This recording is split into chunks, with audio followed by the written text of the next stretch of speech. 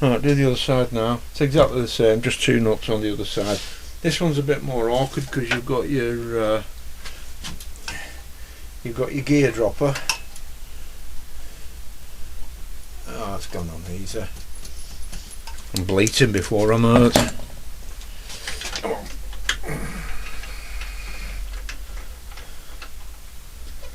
That's that one on. That's looking good. That's looking alright, is that? I might have to take that plug lead off and get this one on, I don't know. Let's have a look at it. I think it will be easier to take that plug lead off. If you're going to do this, it's a simple thing to take the plug lead off. It's just a matter of unclipping it and it comes off. And that makes it far easier to get on. Right, what I'm going to do is I'm just going to tighten it up just slightly more than finger tight, just till I get the gasket stuff coming out.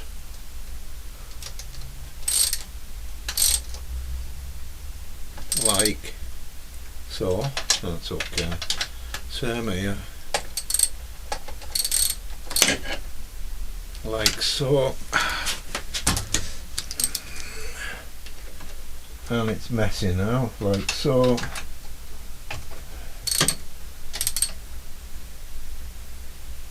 Like so. I'm not tightening them up yet. I'm just going to let it go off properly. And then you can actually compress the the liquid gasket. That's fine.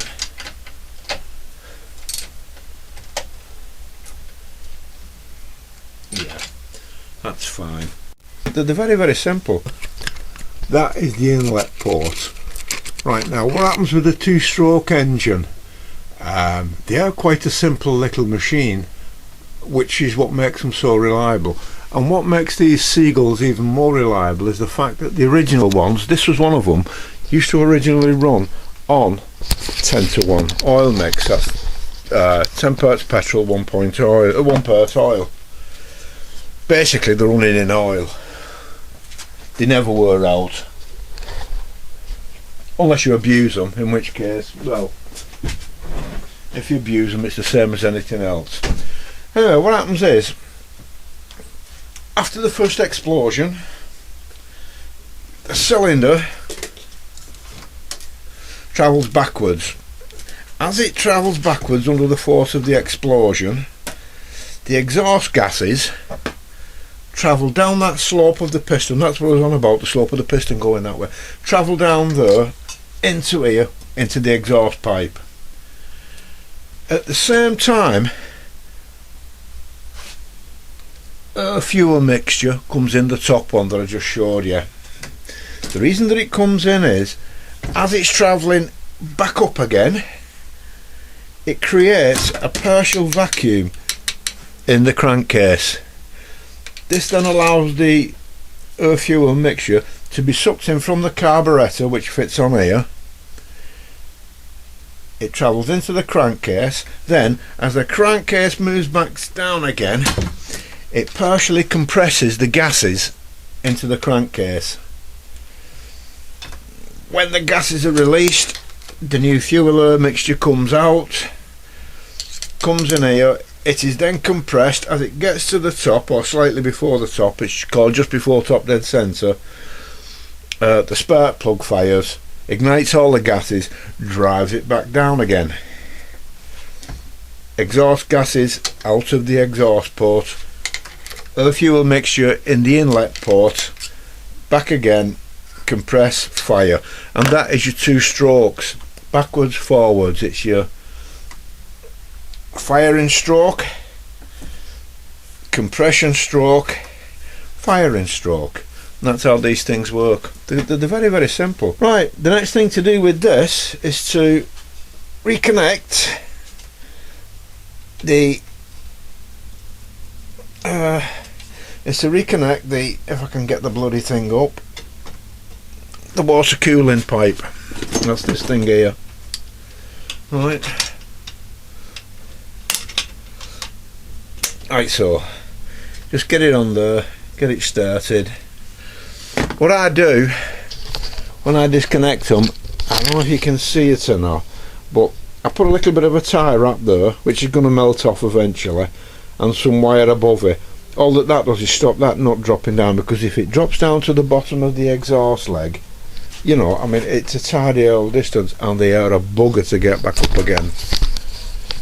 Like that. Okay, so we'll tighten that up now.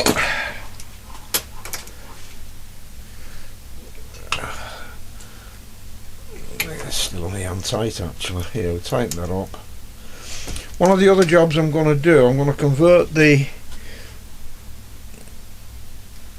That's tight enough. I'm going to convert the carburettor to run from 10 to 1 to 25 to 1. It'll mean a lot less smoke. You can do it with these. After a certain year you can do it. You can get a conversion kit. That's it. It comes from Saving Old Seagulls again, that job. They're £8. They're worth it, you know.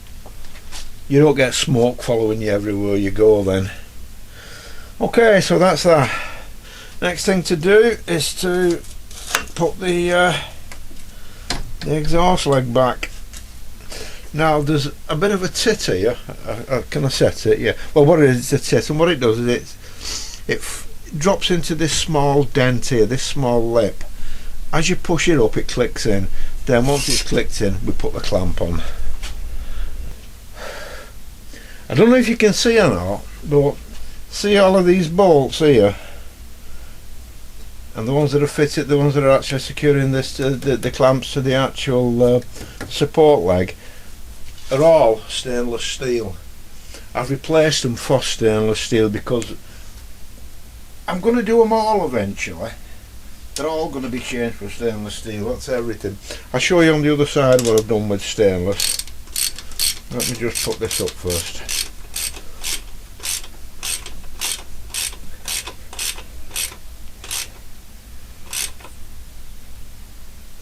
And this exhaust clamp is also stainless steel. The old one is mild steel, but it's chrome plated, and what's happened is the chrome's, well, it's give up the ghost, and it's got quite rusty. The same thing happened actually with, let me just, there we are, yeah. The same thing happened with this leg.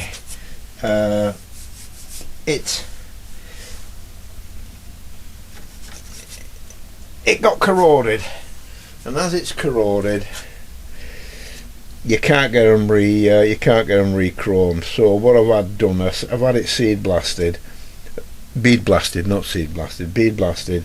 I've treated it with Cure Rust, and then I've painted it. I've been on the lookout for a nice chrome one. I mean, there's nothing wrong with this, it's a perfectly serviceable leg, but I've been on the lookout for a nice chrome one, but they're like hen's teeth, you can't find them. I've seen quite a few that was in worse condition than this, like that they wanted 10-15 quid for, which they're not in with a chance. So this will stay on until I eventually find one, if I find one, if not. Cylinder head, here we are. This is a good one. I'll tell you what, I'll just improve the lighting on this first. Just bear with me a second. These bloody bulbs are no good.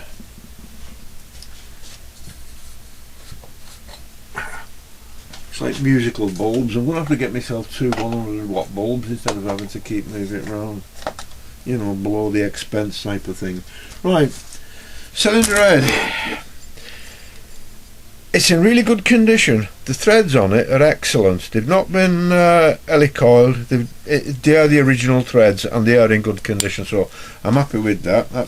I've really hit it on the head with that one. I'm going to put the new gasket on.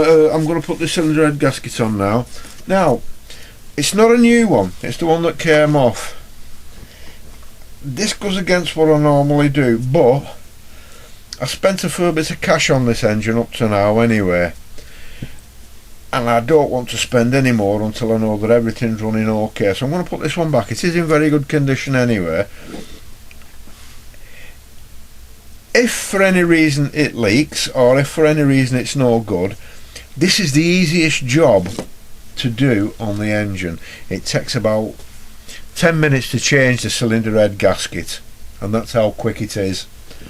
Okay, that's the way it goes, like that, so that it goes onto the engine like so. So first of all, I've cleaned all this and degreased it. I've also cleaned this and degreased it. Now all I've got to do is, oh, it's here, is find me find my gasket goo. Right, I did one, as I said, I'm just going to squish this down onto it now, and any stuff that's going to come out is going to come out. Now what's going to stick to her, and that's it.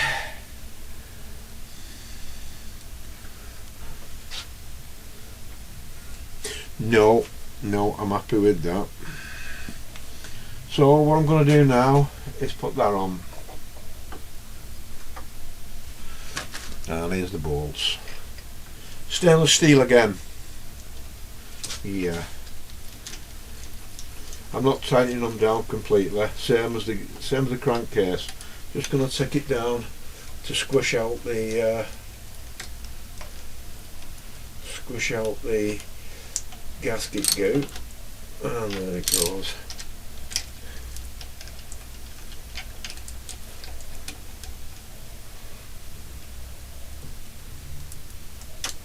Don't want it too tight.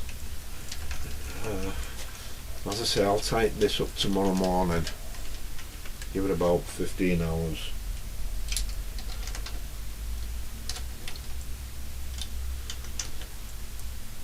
Okay, clean that off now.